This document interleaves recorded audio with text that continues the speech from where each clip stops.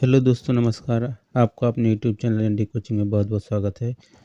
घटनासार की श्रृंखला में हम लोग इस वीडियो में 3 महत्वपूर्ण बिंदुओं पर चर्चा करेंगे। एक तो इस मैगजीन में कुछ चर्चित व्यक्तियों के बारे में दिया गया है। चर्चित व्यक्तियों में इंटरनेशनल और नेशनल दोनों लेवल के हैं। और दूसरा जो महत्वपूर्ण है इसमें से जो चर्चित स्थल, जो इस 6 माह में जो है महत्वपूर्ण जो चर्चित स्थल रहे हैं उनके बारे में चर्चा करेंगे।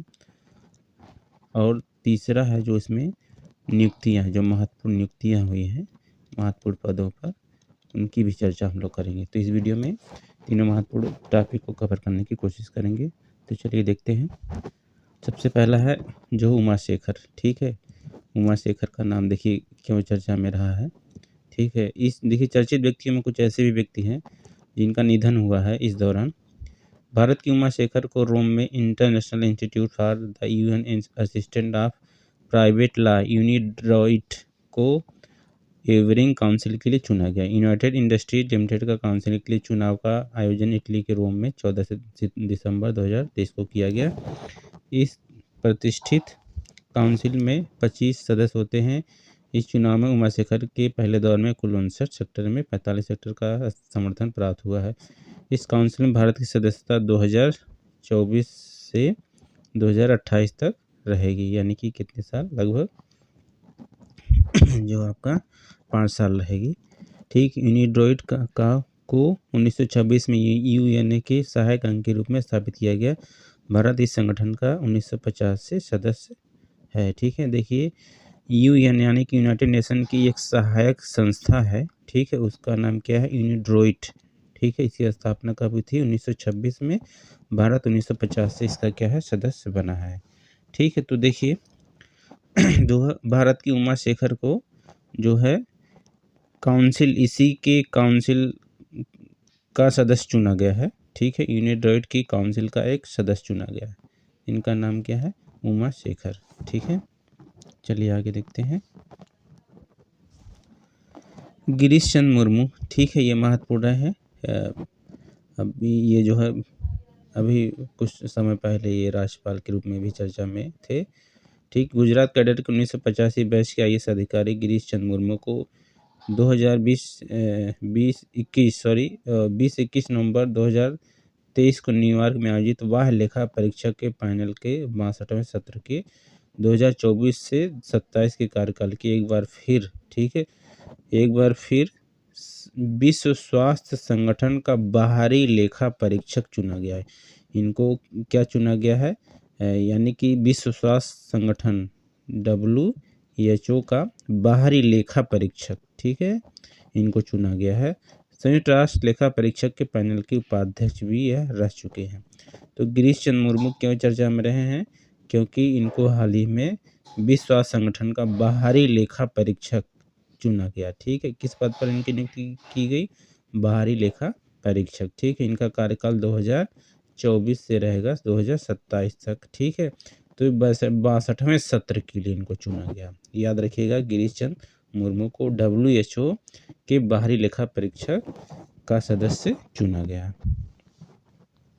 आगे देखते हैं मनीषा पाढ़ी। ठीक है, मनीषा पाढ़ी दिसंबर 2023 में भारतीय वायुसेना में स्क्वाड्रन लीडर पद पर तैनात मनीषा को देश की पहली महिला ADC एड डी कैंप नियुक्त किया गया।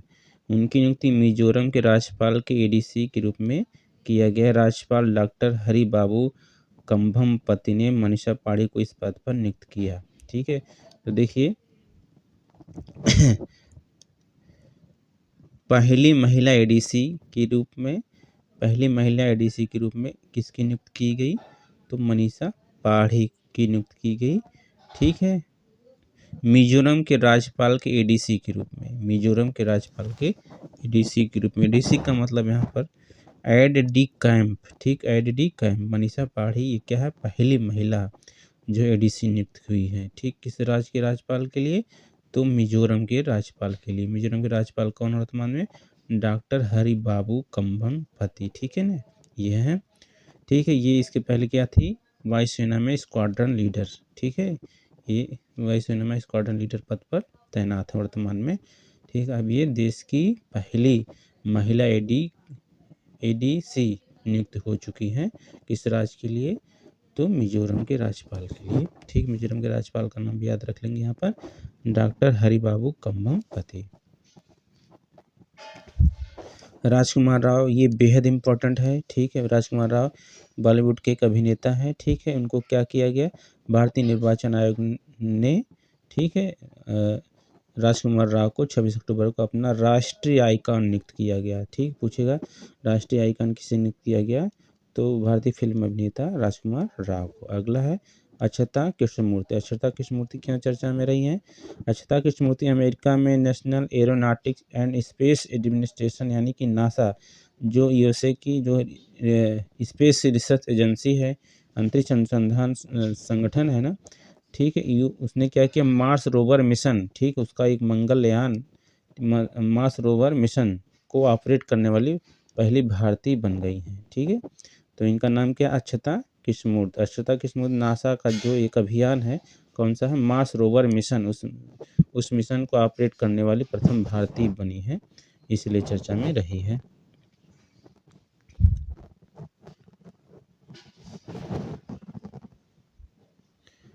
अब देखिए फातिमा बीबी का नाम है। फातिमा बीबी आप सब जानते हैं कि भारत की प्रथम महिला मुख्य न्यायाधीश रह चुकी हैं। ठीक है, सुप्रीम कोर्ट की पहली महिला जज न्यायाधीश फातिमा बीबी। ठीक, सुप्रीम कोर्ट की पहली महिला जज कौन है? न्यायाधीश। तो फातिमा बीबी का वर्ष 96 वर्ष की अवस्था में 23 नवंबर 2023 को केरल के कोल्लम में निधन हो गया। उन्हें सार्वजनिक सेवा में उनके योगदान के लिए याद किया जाता है। इनका जन्म 1927 में केरल के पथानामथिट्टा में हुआ। उन्होंने 1950 में वकील के रूप में अपना करियर शुरू किया। तो फातिमा बीबी जो है सुप्रीम कोर्ट की प्रथम महिला न्यायाधीश थी। उनका हाल ही में उनका निधन हो गया है। ठीक है, उनका जो संबंध किस राज्य से रहा? तो केरल से रहा है। ठीक है ना, उनका जन्म केरल में हुआ था। चलिए आगे देखते हैं। 1974 में वह जिला एवं सत्र न्यायाधीश बनी थी। उन्होंने जिला एवं सत्र न्यायाधीश कौन होता है? जो जिला जज होता है उसी को जिला एवं सत्र न्यायाधीश कहा जाता है। उन्होंने 1989 से 1992 तक सुप्रीम कोर्ट के न्यायाधीश के रूप में कार्य किया। 1993 से 1997 तक राष्ट्रीय मानवाधिकार की सदस्य रही तथा 1997-2000 तक उन्होंने तमिलनाडु के राज्यपाल के रूप में भी काम किया। एम.एस. स्वामीनाथन आप जानते हैं, भारत में जो है हरित क्रांति के जनक। ठीक है, कौन है? एम.एस. स्वामीनाथन है। ठीक, उनका भी देख लीजिए हाल ही में निधन हो गया। भारत के प्रसिद्ध कृषि वैज्ञानिक और भारत में हरित क्रांति के जनक, देखिए इनका पूरा नाम यहाँ पर देख लीजिए, देखने को मिल रहा है हमको, मनकोम्बु संबा शिवन। ठीक है, ये पूरा नाम भी याद रख लीजिएगा, हो सकता है एग्जाम में पूछ ले। मनकोम्बु संबा शिवन। स्वामीनाथन का 28 सितंबर 2023 को 98 वर्ष की आयु में निधन हो गया। स्वामीनाथन 1966 में मैक्सिको के बीजों को पंजाब की घरेलू किस्म के साथ मिश्रित कर उन्होंने उच्च उत्पादकता वाले गेहूं के संकर बीज विकसित किए। उन्हें विज्ञान और अभियांत्रिकी के क्षेत्र में उल्लेखनीय कार्य के लिए भारत सरकार द्वारा वर्ष 1972 में पद्म भूषण, वर्ष 1998 में पद्म विभूषण तथा 1967 में पद्मश्री से सम्मानित किया गया था। 1982 से 88 के बीच फिलीपींस स्थित इंटरनेशनल राइस रिसर्च इंस्टीट्यूट यानी कि आप जो कहते हैं अंतर्राष्ट्रीय चावल अनुसंधान परिषद, तो ये कहाँ पर है? फिलीपींस की जो राजधानी है मनीला में है। ठीक, उसके महानिदेशक पद पर भी रह चुके हैं ये। ठीक है, डायरेक्टर की 84 मानद उपाधियाँ 25 अंतर्राष्ट्रीय संस्थानों से मिली थी। टाइम मैगजीन एक महत्वपूर्ण जो है पत्रिका है, जो आप जानते हैं, टाइम जो यूएसए से प्रकाशित होती है। टाइम मैगजीन ने 20वीं सदी के 20 सबसे प्रभावशाली एशियाई व्यक्तियों में से उन्हें 1999 में चुना था। ठीक है, ये देखिए महत्वपूर्ण इनकी उपलब्धि रही है। उनकी हाल ही में उनका निधन हो गया। ठीक है, एम.एस. स्वामीनाथन का पूरा नाम जरूर याद रख लीजिएगा। ठीक है, उनको पद्मश्री, पद्म विभूषण, पद्म भूषण तीनों से सम्मानित किया गया और उनको टाइम मैगजीन ने 1999 में 20 प्रतिभाशाली व्यक्तियों में स्थान उनको मिला था। एशिया के 20 प्रतिभाशाली व्यक्तियों में नाम आया है। देखिए राहुल मिश्रा का। राहुल मिश्रा कौन है? भारत के मशहूर फैशन डिजाइनर हैं। ठीक है, राहुल मिश्रा। इनको देखिए राहुल मिश्रा को सितंबर 2023 में फ्रांस के सेविलियर डांस एल आड्रे डेस आर्ट्स एट डेस लेट्रेस का प्रतीक चिन्ह भेंट किया गया। राहुल मिश्रा ने वर्ष 2014 में पेरिस फैशन वीक में अपने प्रेट ए पोर्टर कलेक्शन के साथ विश्व की फैशन राजधानी में प्रवेश किया। ठीक है, राहुल मिश्रा का नाम चर्चा में क्यों है? क्योंकि इन्होंने जो फ्रांस के एक जो है फ्रांस की संस्था द्वारा इनको एक प्रतीक चिन्ह मिला हुआ है। ठीक है, ये संस्था का प्रतीक चिन्ह क्या है? आर्ट्रे ड्रेस आर्ट्स एंड ड्रेस लेट्रेस। ठीक है, इनको ये मिला है राहुल मिश्रा। ठीक है, एक मनीष मल्होत्रा का भी नाम आता है, एक महत्वपूर्ण वो भी फैशन डिजाइनर है, और ये राहुल मिश्रा। ठीक है, मिलान फैशन वीक में अंतर्राष्ट्रीय वूलमार्क पुरस्कार प्रदान किया गया। इनको देखिए पुरस्कार मिला है कौन सा? राहुल मिश्रा को अंतर्राष्ट्रीय वूलमार्क पुरस्कार। ठीक है, यह पुरस्कार जीतने वाले प्रथम भारतीय थे। अब दूसरे एक नाम आया है पायल छाबड़ा का, ये क्यों चर्चा में रही है? देखिए हम देखते हैं। हरियाणा के जींद जिले की निवासी मेजर पायल छाबड़ा, ये मेजर है पायल छाबड़ा, पैरा स्पेशल फोर्सेज के लिए प्रोबेशन पास करने वाली भारत की पहली महिला आर्मी सर्जन बन गई है। ठीक है, ये आर्मी सर्जन है। ठीक है, यानी कि एक प्रकार से चिकित्सा से संबंध इनका रहा है। ठीक है, ये आर्मी में चिकित्सक रही हैं। ठीक है, उन्हें सितंबर 2023 में आगरा में आयोजित एक समारोह में मैरून बेरेट से सम्मानित किया गया। किससे सम्मानित किया गया? मैरून बेरेट से। तो नाम क्या है? जो पायल छाबड़ा। ठीक है, पैरा स्पेशल फोर्सेज के लिए, ठीक है, इनको यह सम्मान दिया गया है। ये सर्जन है, ये यानी कि इनका ये चिकित्सक है। ये हेमंत बिस्वा शर्मा, देखिए असम के मुख्यमंत्री हैं। कौन? इनका नाम क्या है? हेमंत बिस्वा शर्मा। कहीं कि हिमंत भी लिखा रहता है, आप देखेंगे जो ऐसे लिखा रहता है हिमंत। ठीक है, हेमंत बिस्वा शर्मा, असम के मुख्यमंत्री हेमंत बिस्वा शर्मा को सिंगापुर की Lee Kuan Yew exchange fellowship के लिए सितंबर 2023 में चुना गया। सिंगापुर का एक इनको फेलोशिप दिया गया। ठीक है, Lee Kuan Yew exchange fellowship, Himanta Biswa Sarma. ठीक है, असम के मुख्यमंत्री हैं। शर्मा को विकास और अंतर्राष्ट्रीय सद्भाव के मुद्दे को आगे बढ़ाने में उनकी भूमिका के लिए सम्मान दिया गया। शर्मा से पूर्व यह सम्मान पूर्व केंद्रीय मंत्री अरुण शौरी, पूर्व मुख्यमंत्री मध्य प्रदेश शिवराज सिंह चौहान और योजना के पूर्व उपाध्यक्ष मोन्टेक सिंह अहलूवालिया को यह सम्मान मिल चुका है। मनोहर सिंह गिल, देखिए इनको शॉर्ट में कहा जाता है MS गिल। ठीक है, MS गिल ये क्या है? भारत के पूर्व मुख्य चुनाव आयुक्त रह चुके हैं। ठीक है, आप जानते हैं भारत निर्वाचन आयोग या केंद्रीय निर्वाचन आयोग का सम्मान जो है 324 अनुच्छेद कौन सा है? 324। ठीक है, तो उसमें एक मुख्य आप जानते हैं मुख्य चुनाव आयुक्त होते हैं। ठीक है, जिनकी नियुक्ति कौन करते हैं? राष्ट्रपति करते हैं। तो ये पूर्व रह चुके हैं, पूर्व भारत के मुख्य चुनाव आयुक्त रह चुके हैं। इनका देखिए हाल ही में निधन हो गया है। भारतीय प्रशासनिक सेवा में यानी कि यह जो IAS में रह चुके थे। 1996 से 2001 के दौरान भारत के मुख्य चुनाव आयुक्त रहे थे। ठीक, कब से थे? इनका कार्यकाल याद रख लीजिए, 1996 से 2001 के मध्य या जो है मुख्य चुनाव आयुक्त रहे थे भारत के। इस दौरान 2000 में इनको पद्म विभूषण से सम्मानित किया गया। वर्ष 2009 से 2011 में वह मनमोहन सिंह के नेतृत्व वाली कांग्रेस की सरकार में मंत्री भी रहे थे। शेख हसीना, देखिए बांग्लादेश की प्रधानमंत्री हैं शेख हसीना। देखिए चर्चा में क्यों है? शेख हसीना को हाल ही में टाइम कवर स्टोरी में एक राजनीतिक घटना के रूप में प्रतिष्ठित किया गया। जिन्होंने पिछले दशक में एक देहाती जूट उत्पादक से एशिया प्रशांत की सबसे तेजी से बढ़ती अर्थव्यवस्था तक बांग्लादेश की वृद्धि का मार्गदर्शन करने में महत्वपूर्ण भूमिका निभाई है। तो बांग्लादेश की प्रधानमंत्री शेख हसीना है। इनको टाइम नाम से एक मैगजीन है, महत्वपूर्ण मैगजीन, मशहूर मैगजीन है, आप जानते हैं। ठीक है, तो वहाँ इस कवर पर इनको जगह मिली है, टाइम मैगजीन के कवर पेज पर। शेख हसीना बांग्लादेशी राजनीति में वर्ष 2009 से देश की प्रधानमंत्री के रूप में कार्यरत। इससे पहले वह 1996 से 2001 तक इसी पद पर रहीं। हसीना की उल्लेखनीय उपलब्धियों में से एक पुनरुत्थानवादी इस्लामवादियों को वश में करना और बांग्लादेशी राजनीति में सैन्य हस्तक्षेप को कम करना है।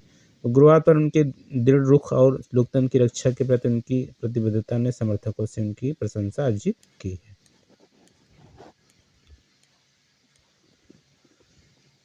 जियोर्जियो नेपोलितानो, ठीक है, जियोर्जियो नेपोलितानो इटली के पूर्व मुख्यमंत्री, ठीक है, जियोर्जियो नेपोलितानो का 58 वर्ष की आयु में निधन हो गया है। बस इतना जान लीजिए कि इटली के एक जो पूर्व राष्ट्रपति थे जियोर्जियो नेपोलितानो, ठीक, इनका हाल ही में निधन हो गया है। बस इतना याद करना है इसमें से। बिशन सिंह बेदी, देखिए महत्वपूर्ण है। बिशन सिंह बेदी ये भारत के मशहूर क्रिकेटर रहे हैं, ये पूर्व क्रिकेटर रहे। इनका हाल ही में क्या हो गया, देखिए लंबी बीमारी के बाद इनका निधन हो गया है। ये इनका संबंध किससे, क्रिकेट से है। ये जो है प्रसिद्ध स्पिनर रहे थे भारत की तरफ से। इन्होंने देखिए टेस्ट मैचों में 67 टेस्ट मैच तथा 10 एक दिवसीय यानी कि 10 वनडे अंतर्राष्ट्रीय मैचों में इन्होंने जो भारत की ओर से प्रतिनिधित्व किया था, भारत की ओर से खेला था इन्होंने अंतर्राष्ट्रीय मैच। दिल्ली में इनका निधन हो गया है। 1976 से 78 के दौरान 22 टेस्ट मैचों में भारतीय टीम का नेतृत्व भी उन्होंने किया, यानी कि भारत के कप्तान भी रहे थे 22 टेस्ट मैचों में। देश के महानतम स्पिनर्स में से गिने जाने वाले बिशन सिंह बेदी 266 विकेट टेस्ट मैचों में लिए थे, जो क्रिकेट में उनके संन्यास के समय भारत की ओर से रिकॉर्ड था। वर्ष 1970 में पद्मश्री से तथा वर्ष 2004 में CK Nayudu life time achievement पुरस्कार से उनको सम्मानित किया गया था। अब देखिए नाम आया है डॉक्टर एस बद्रीनाथ, ठीक, ये महत्वपूर्ण, देखिए बहुत ज़्यादा महत्वपूर्ण है ये। डॉक्टर एस बद्रीनाथ नेत्र चिकित्सा के प्रसिद्ध चिकित्सक, ये नेत्र चिकित्सक थे डॉक्टर एस बद्रीनाथ। इनका भी हाल ही में निधन हुआ है।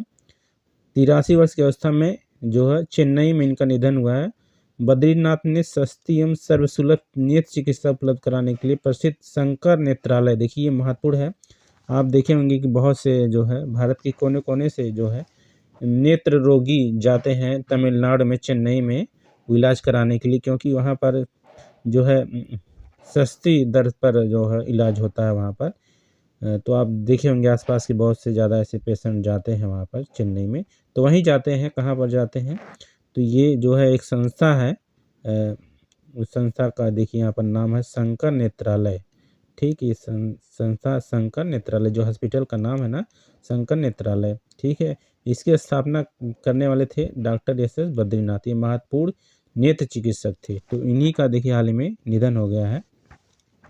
डॉक्टर बद्रीनाथ को 1991 में डॉक्टर BC राय पुरस्कार, 1983 में पद्मश्री और 1996 में पद्म भूषण से सम्मानित किया गया। सुब्रत राय, देखिए सहारा के प्रमुख है सुब्रत राय, सहारा आप जानते हैं, ठीक है, काफ़ी चर्चा में रही ये संस्था, ठीक है। ये एक प्रकार से वित्तीय संस्था थी और इनके जो प्रमुख हैं सुब्रत राय सहारा, इनका हाल ही में निधन हो गया है। डॉक्टर कमल मेघराजानी, ठीक है, भारतीय मूल के अमेरिकी चिकित्सक डॉक्टर कमल को सितंबर 2023 में 2023-24 के सत्र के लिए व्हाइट हाउस फेलो के रूप में 15 सदस्यों की सूची में शामिल किया गया, ठीक है। बस इतना नाम है कि डॉक्टर कमल मेघराजानी। महुआ मोइत्रा, देखिए बहुत चर्चा में रही है महुआ मोइत्रा, देखिए एक लोकसभा सांसद रही हैं, ठीक, हाल ही में इनको जो है लोकसभा की सदस्यता से बर्खास्त कर दिया गया। एक लोकसभा की सदस्य रही थी, तृणमूल कांग्रेस की ओर से, पश्चिम बंगाल से लोकसभा की सदस्य रही थी। इनको देखिए लोकसभा की सदस्यता से बर्खास्त किया गया था, किस वजह से, कैश फॉर क्वेरी, ठीक, यानी कि इन्होंने जो है पैसा लिया था संसद में प्रश्न पूछने के लिए। कैश फॉर क्वेरी यानी कि नगद, किसके लिए, क्वेरी क्वेश्चन के लिए, प्रश्न पूछने के लिए इन्होंने पैसा लिया था, नगद लिया था। इस मामले में कार्रवाई करते हुए तृणमूल कांग्रेस की सांसद महुआ मोइत्रा को 8 दिसंबर 2023 को लोकसभा की सदस्यता से निष्कासित कर दिया गया। यह कार्रवाई करने का निर्णय आचार संहिता समिति एथिक्स कमेटी के अध्यक्ष विनोद कुमार सोनकर, ठीक है, देखिए इनका नाम क्या है, विनोद कुमार सोनकर, ठीक है, ये क्या एथिक्स कमेटी के अध्यक्ष की रिपोर्ट के आधार पर इनको जो है बर्खास्त किया गया।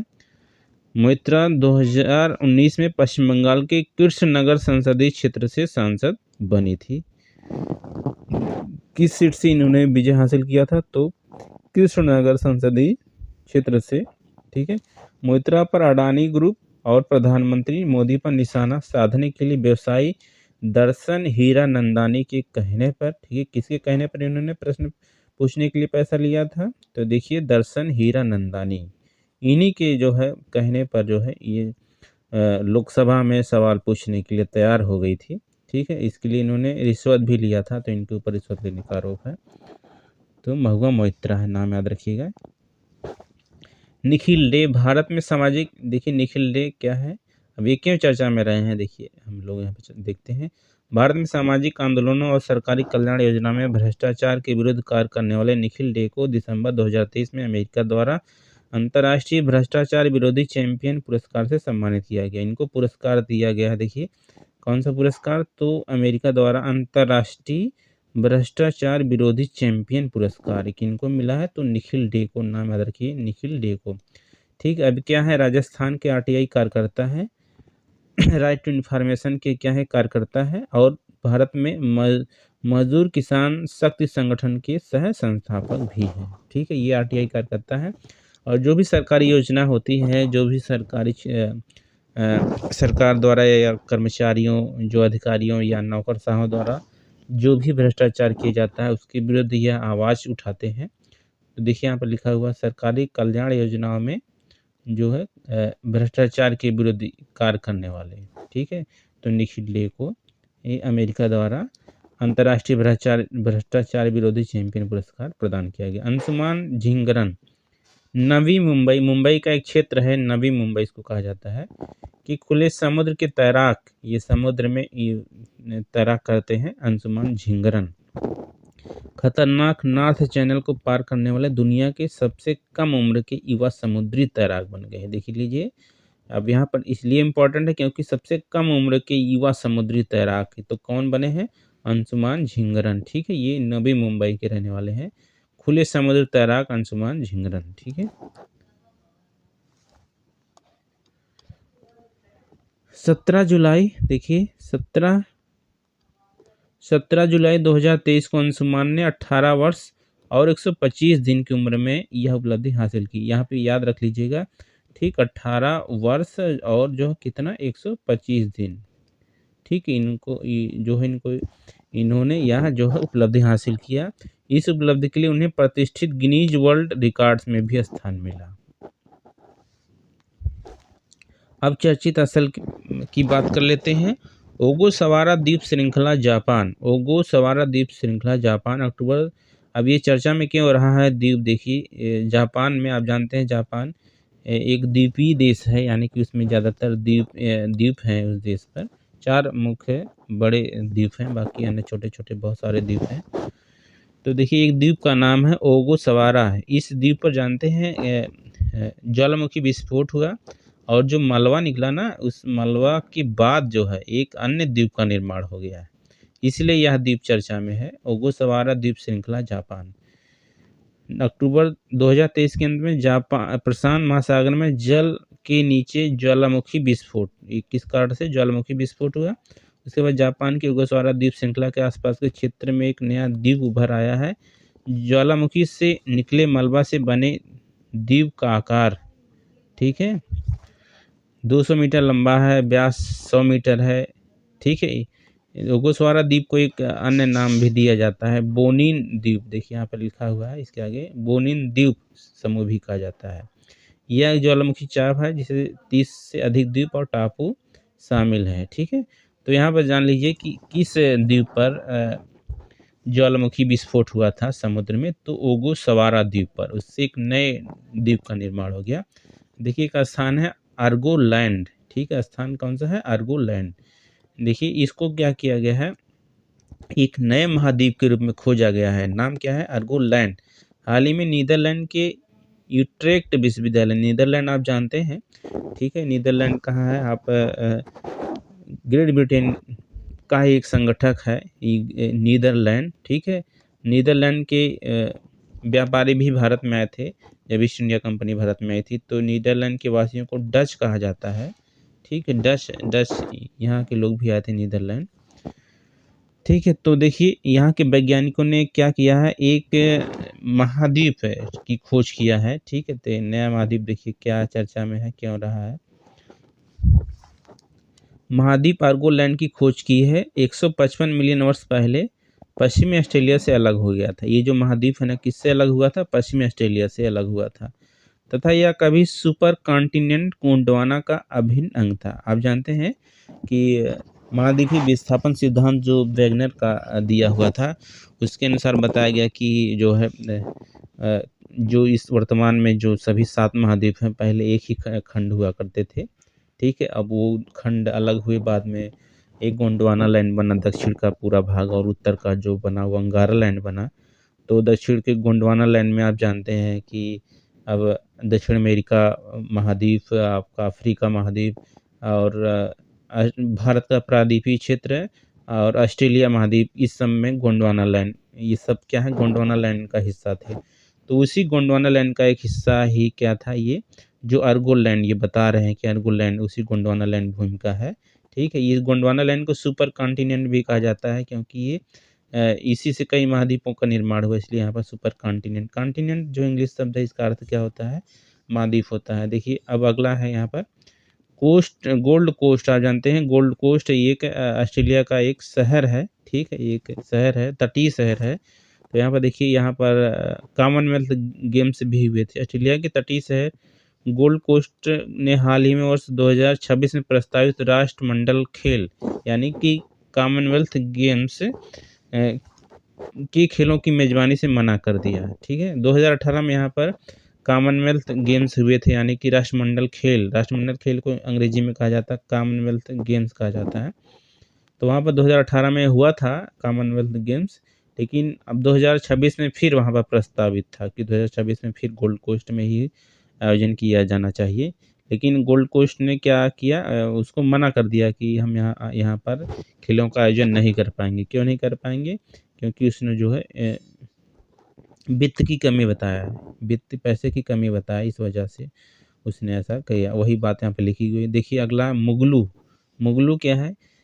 केंद्रीय मंत्रिमंडल ने 4 अक्टूबर 2023 को तेलंगाना के मुलुगु में समक्का और सरक्का केंद्रीय जनजाति विश्वविद्यालय, देखिए जनजाति विश्वविद्यालय स्थापित करने की बात हो रही है। पर इसका नाम है सरक्का केंद्रीय जनजाति विश्वविद्यालय, ठीक है? ये इसकी स्थापना को केंद्रीय मंत्रिमंडल ने मंजूरी दे दिया है। ये कहाँ पर स्थापित किया जाएगा? तो तेलंगाना में। केंद्रीय जनजाति विश्वविद्यालय का नाम आदिवासी देवी समक्का, ये आदिवासी महिला थी, इनका नाम है समक्का और सरक्का, ठीक? 2 आदिवासी महिला हैं शायद, ठीक? इन्हीं के नाम पर इस जनजातीय विश्वविद्यालय का नाम रखा गया। विश्वविद्यालय का नाम समक्का सरक्का के नाम पर रखने का निर्णय क्षेत्र की आदिवासी संस्कृति में उनके योगदान को उजागर करता है। इन्होंने क्या किया? आदिवासियों के लिए काफ़ी योगदान किया है।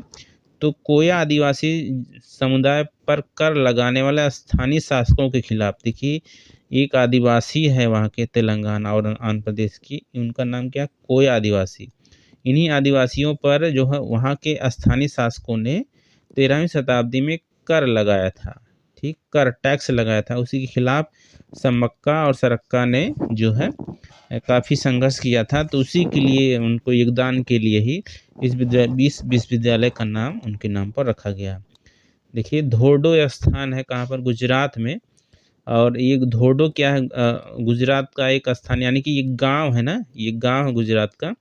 और इस गांव को हाल ही में संयुक्त राष्ट्र विश्व पर्यटन संगठन यानी कि UNWTO ने सर्वश्रेष्ठ पर्यटन गांव 2023 घोषित किया। ये बहुत इंपॉर्टेंट है, ये जरूर पूछा जाएगा एग्जाम में।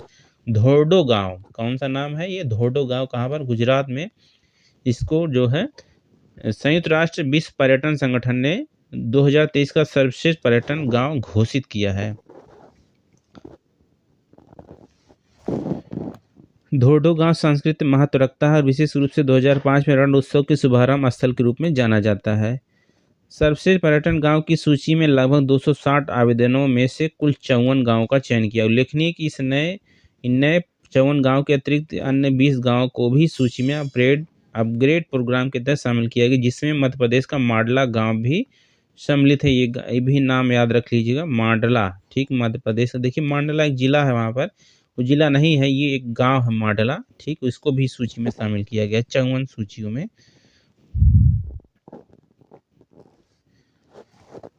16 से 20 अक्टूबर 2023 के मध्य उज्बेकिस्तान के ऐतिहासिक शहर समरकंद में ये जो सम्मेलन, ये बैठक हुई थी ना, जहाँ पर धोंडो को ये विश्व पर्यटन गांव का दर्जा दिया गया प्रथम स्थान पर, ये इसकी बैठक कहाँ हुई थी? तो समरकंद। समरकंद कहाँ पर है आप देख लीजिए, उज्बेकिस्तान में। उज्बेकिस्तान का एक ऐतिहासिक शहर है समरकंद, ठीक है। समरकंद का संबंध आप जानते हैं कि बाबर से है, बाबर यहीं का था और यहीं से भारत में इसने जो पदार्पण किया था। द्वारा सर्वश्रेष्ठ पर्यटन गांव 2023 पुरस्कार समारोह का आयोजन किया। उधमपुर, देखिए उधमपुर आप जानते हैं, उधमपुर एक जम्मू कश्मीर का एक जिला है, ठीक है। और देखिए उस स्टेशन का नाम बदल कर रख दिया, किसके नाम पर रखा गया है? शहीद कैप्टन तुषार महाजन रेलवे स्टेशन है, इसका नाम क्या कर दिया गया है? शहीद कैप्टन तुषार महाजन रेलवे स्टेशन। उधमपुर जो रेलवे स्टेशन है उसका नाम बदलकर ये कर दिया गया है।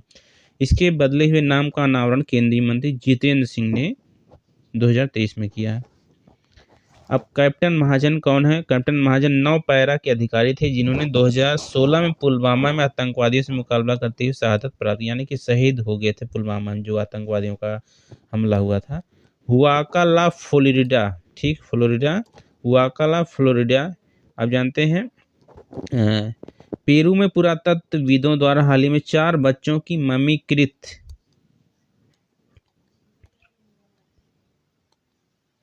4 बच्चों की एक ममीकृत अवशेषों की खोज की गई। कहाँ पर खोज की गई? हुआकाला फ्लोरिडा में, पेरू में है ये। देखिए ये स्थान कहाँ पर है? पेरू में। पेरू देश आप जानते हैं जो है, पेरू देश कहाँ पर है? दक्षिण अमेरिका का एक देश है, दक्षिण अमेरिका का, अटलांटिक महासागर से लगा हुआ पेरू, ठीक है, अटलांटिक महासागर पेरू देश है,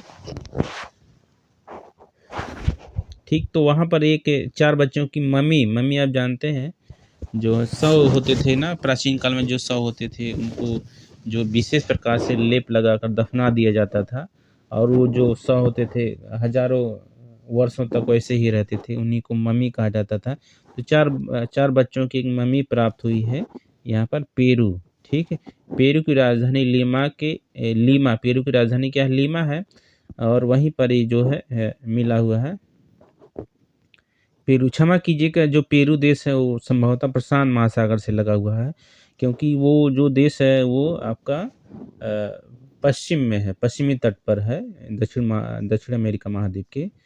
तो यहाँ पर देखिए मम्मी प्राप्त हुई है। अब ये जो स्थल है ना, यहाँ पर देख लीजिए, ये जो अवशेष है, 4 बच्चों की जो मम्मी प्राप्त हुई है, अवशेष, ये अवशेष जो है ये चश्मा संस्कृत का माना जा रहा है। किस संस्कृत का? ये चश्मा संस्कृत। जैसे भारत में क्या है, आप जानते हैं कि भारत में हड़प्पा संस्कृत है, वैसे यहाँ पर आपका दक्षिण अमेरिका में पेरू में ये चश्मा संस्कृत के अवशेष पाए जाते हैं। उसी अवशेष का एक अंग है ये जो यहाँ पर मिला है हुआकाला फ्लोरिडा में 4 बच्चों की मम्मी। चलिए आगे देखते हैं। ब्रिस्बेन, देखिए ब्रिस्बेन ऑस्ट्रेलिया का एक शहर है। क्यों चर्चा में रहा है? चर्चा में इसलिए रहा क्योंकि यहाँ पर दुनिया का पहला 3D चिड़ियाघर, ठीक है, खोला गया है। दुनिया का पहला 3D चिड़ियाघर खोला गया है। देखिए अगर किसी भी जो समाचारों में, चर्चा में अगर पहला कुछ भी हो, पहला स्थल हो, पहले व्यक्ति हो, पहले महिला हो, ठीक, इस तरीके से अगर कोई भी पहली घटना होती है तो वो इम्पोर्टेंट हो जाती है एग्जाम के लिए। तो यहाँ पर पहला 3D चिड़ियाघर खोला गया है। कहाँ पर? ब्रिस्बेन ऑस्ट्रेलिया में। अब चलिए देखते हैं नवीनतम नियुक्तियों के बारे में, कुछ अपॉइंटमेंट किए गए हैं लेटेस्ट, उनके बारे में। आलोक शर्मा, देखिए आलोक शर्मा की नियुक्ति की गई है किस पद पर? तो स्पेशल प्रोटेक्शन ग्रुप एसपीजी, ठीक है, एसपीजी आलोक शर्मा एसपीजी के प्रमुख के रूप में उनकी नियुक्ति की गई है। इन्होंने किसका स्थान लिया? अरुण कुमार सिन्हा, ए के सिन्हा का स्थान लिया। आलोक शर्मा 1991 बैच के उत्तर प्रदेश कैडर के अधिकारी रहे हैं। तो एसपीजी स्पेशल प्रोटेक्शन ग्रुप, ठीक है, यानी कि विशेष सुरक्षा समूह का ये प्रमुख इनको नियुक्त किया गया है। अरुण कुमार सिन्हा के स्थान पर इनको हितेश कुमार यस मकवाना, ठीक है, हितेश कुमार यस मकवाना को क्या नियुक्त किया गया है? आप देखिए यहाँ पर भारत का नया महासर्वेक्षक नियुक्त किया गया है। भारत का नया सर्वेक्षक, ठीक, कौन? Hitesh Kumar S Makwana, Hitesh Kumar S Makwana. कंचन देवी को देखिए हाल ही में कंचन देवी को भारतीय वानिकी अनुसंधान शिक्षा परिषद की पहली महिला महानिदेशक। देखिए, अभी हमने कहा कि अगर कोई भी पहला होता है, चाहे पहली महिला, पहला पुरुष या पहली कोई घटना, पहला स्थल, पहली नियुक्ति तो होता है यहाँ पर। तो देखिए इम्पोर्टेंट हो जाता है क्योंकि पहली महिला निदेशक नियुक्त हो गई हैं कंचन देवी। ठीक है, किस संस्था की? तो ये भारतीय वानिकी अनुसंधान शिक्षा परिषद, ICFRI। हीरालाल समारिया 1985 बैच के IAS अधिकारी हीरालाल समारिया को नवंबर देश का मुख्य सूचना आयुक्त नियुक्त किया गया। देश का मुख्य सूचना आयुक्त किसे नियुक्त किया गया? तो CIC, ठीक, CIC के पद पर किसकी नियुक्ति की गई? हीरालाल समारिया। ठीक है, चीफ इंफॉर्मेशन कमिश्नर कौन है? तो हीरालाल समारिया वर्तमान में नियुक्त किए गए। ठीक है, ये इसलिए देखिए यहाँ पर महत्वपूर्ण है, ये देश के पहले दलित CIC है। दलित CIC मतलब इससे पहले कोई दलित नहीं हुआ था इस पद पर। समारिया को YK सिन्हा के स्थान पर ये इनको नियुक्ति दी गई। हीरालाल समारिया, ये इंपॉर्टेंट है, याद रखिएगा।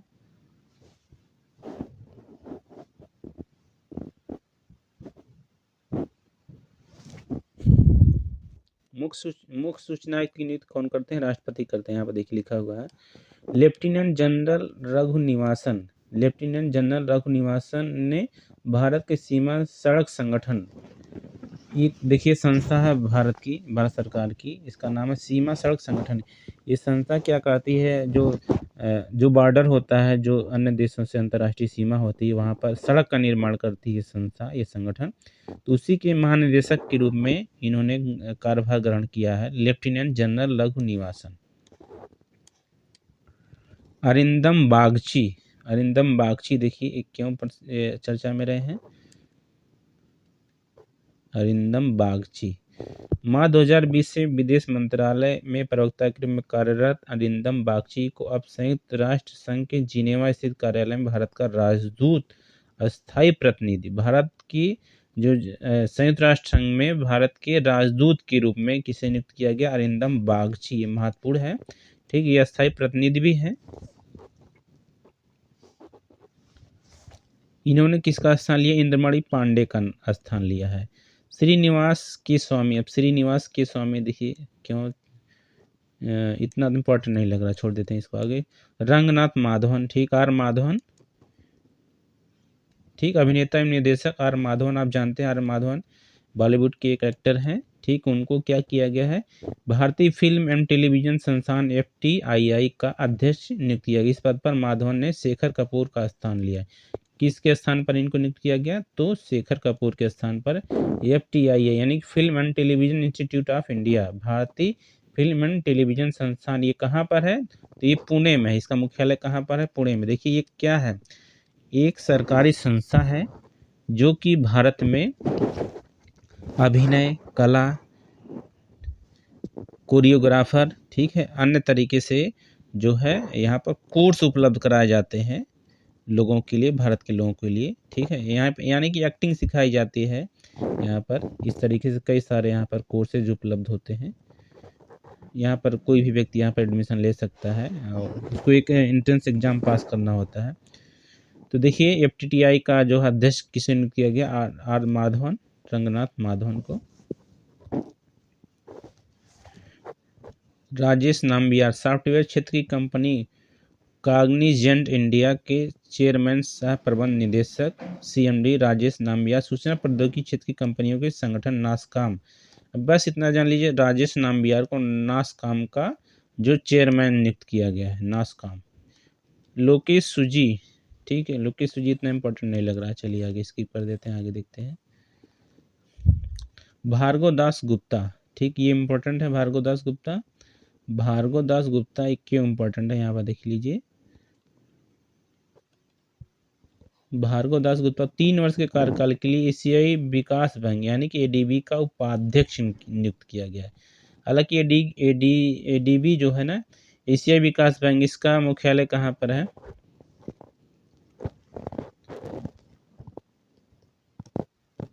मनीला में है इसका मुख्यालय। ठीक है। इसका मुख्यालय क्या है? एडीबीआई जो बैंक है ना, ये कहाँ पर? मनीला में है। एशियाई क्षेत्रों का ये बैंक माना जाता है, हालांकि विश्व स्तर पर काम करती है। एशियाई विकास बैंक, विश्व बैंक के बाद इसी बैंक का जो है स्थान आता है महत्वपूर्ण बैंकों में। एक अंतर्राष्ट्रीय बैंक है जिससे विभिन्न देश जो होते हैं इससे ऋण ले सकते हैं, तो उसी के उपाध्यक्ष के रूप में इनको नियुक्त किया गया। भारत के हैं भार्गव दास गुप्ता। हालांकि जो एडीबी का जो अध्यक्ष होता है वो जापान का ही कोई होता है, क्योंकि जापान की हिस्सेदारी उस बैंक में ज़्यादा है। के.एन. शांता कुमार, भारतीय पत्रकारिता का अनुभवी मीडिया पेशेवर के.एन. शांता कुमार को 2023 में 1 वर्ष के कार्यकाल के पीटीआई, ठीक है, प्रेस ट्रस्ट ऑफ इंडिया का निदेशक मंडल का अध्यक्ष चुना गया है। पीटीआई के अध्यक्ष हैं, ये कौन है? के.एन. शांता कुमार। ठीक है, आप जानते हैं पीटीआई क्या है? पीटीआई एक भारतीय सरकारी न्यूज एजेंसी है पीटीआई, उसी के अध्यक्ष के रूप में इनको चुना गया। शांता कुमार ने अवीग सरकार का स्थान लिया। किसका स्थान लिया? अवीग सरकार का।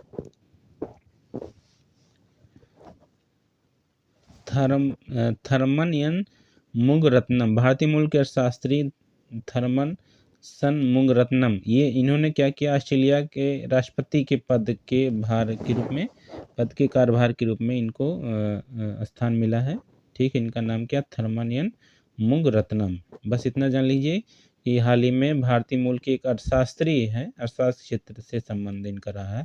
थर्मन सन मुगरत्नम ये सिंगापुर के राष्ट्रपति बने हैं। सिंगापुर में जो राष्ट्रपति होते हैं उनका कार्यकाल 6 वर्ष होता है। देखिए पार्टी भी यहाँ पर याद कर लीजिए, किस पार्टी संबंध है? तो ये पीपुल्स एक्शन पार्टी, पीएपी, इससे संबंध इनका रहा है, इसी पार्टी की ये कार्यकर्ता रहे हैं। इंद्रमणि पांडे, इंद्रमणि पांडे देखिए संयुक्त राष्ट्र संघ के जिनेवा स्थित कार्यालय में भारत के अस्थायी प्रतिनिधि रहे वरिष्ठ राजनयिक इंद्रमणि पांडे। अब बिम्स्टेक, देखिए बिम्स्टेक क्या है? ये एक अंतर्राष्ट्रीय संगठन है, विभिन्न देशों का अंतर्राष्ट्रीय संगठन है बिम्स्टेक। ठीक है, ये बिम्स्टेक का देखिए यहाँ पर फुल फॉर्म भी लिखा हुआ है, bay of Bengal initiative for multi sectoral technical and economic cooperation. BIMSTEC के महासचिव चुने गए हैं। देखिए बिम्स्टेक की, देखिए बे ऑफ बंगाल, यानी कि जो बंगाल की खाड़ी है ना, बंगाल की खाड़ी से जो कई देश लगे हुए हैं ना, उन देशों ने मिलकर एक संगठन बनाया है, इसी को बिम्स्टेक कहा जाता है। तो उसी के ये महासचिव चुने गए हैं। कौन? इंद्रमणि पांडे, भारत के हैं। यह पहला अवसर है जब किसी भारतीय सरकारी को इस क्षेत्रीय समूह का महासचिव नियुक्त किया गया है। जैसे सार्क है, आसियान है, वैसे बिम्स्टेक भी आपका है। इस पद पर भूटान के बेंजिन लेकफेल का उन्होंने स्थान लिया। अनीस शाह, महिंद्रा ग्रुप के सीईओ अनीस शाह को फिक्की का अध्यक्ष चुना गया है। फिक्की क्या है? भारतीय वाणिज्य एवं उद्योग महासंघ, इसको क्या कहा जाता है? फिक्की। अनीस शाह को इसका अध्यक्ष चुना गया, फिक्की को।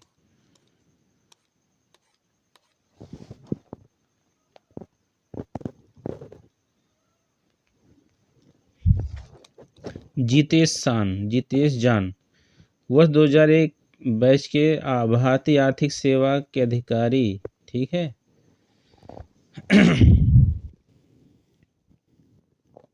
भारतीय आर्थिक सेवा जैसे आईएएस होता है वैसे आईईएस होता है उसी तरीके से।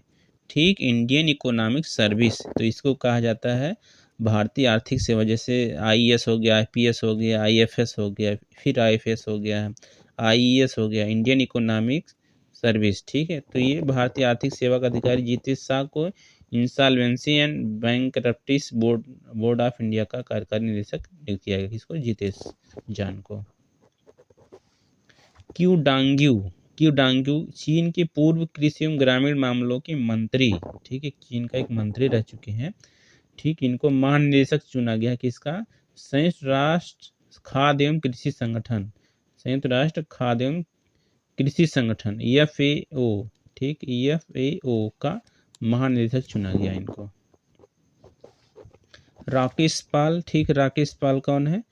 तो इनको देखिए भारतीय तटरक्षक बल का जो है महानिदेशक चुना गया, यानी कि भारतीय तटरक्षक बल ICG इंडियन कोस्ट गार्ड, ठीक है, 25वां महानिदेशक चुना गया। किसको? राकेश पाल को। न्यायमूर्ति AP शाही, जुलाई 2023 में मद्रास और पटना हाई कोर्ट के पूर्व न्यायाधीश AP शाही को राष्ट्रीय उपभोक्ता विवाद निवारण आयोग का अध्यक्ष चुना गया। ठीक है, इसका अध्यक्ष चुना गया तो राष्ट्रीय उपभोक्ता विवाद निवारण आयोग। आप जानते हैं कि अगर ग्राहक के रूप में आपके अधिकारों का हनन होता है तो आप उपभोक्ता फोरम जैसी संस्थाओं में जाते हैं। ठीक, इसी के लिए एक आयोग का गठन किया गया है, भारतीय उपभोक्ता विवाद निवारण आयोग। ठीक, उसके अध्यक्ष चुने गए हैं कौन? न्यायमूर्ति AP शाही। ये पटना और मद्रास हाई कोर्ट के पूर्व न्यायाधीश भी रह चुके हैं। देखिए प्रीति अगलायम, इनका नाम क्यों चर्चा में रहा है? प्रीति अगलायम का IIT मद्रास के पहले विदेशी कैंपस, यानी जो IIT Indian institute of technology Madras, IIT Madras ने अपना विदेश में एक पहला कैंप खोला है। कहाँ पर? जंजीबार। ठीक है, जंजीबार कहाँ पर है? तंजानिया। ठीक है, तंजानिया जो अफ्रीका महाद्वीप का एक देश है, वहाँ पर इसने अपना पहला विदेशी कैंपस खोला है। ठीक है, तो उसकी जो है पहली निदेशक के रूप में प्रीति अगलायम को नियुक्त किया गया है।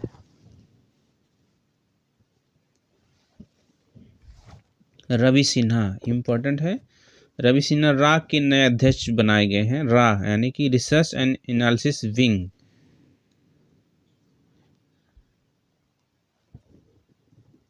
रिसर्च भारतीय खुफिया एजेंसी है, भारत की खुफिया एजेंसी है जो सुरक्षा के लिए काम करती है।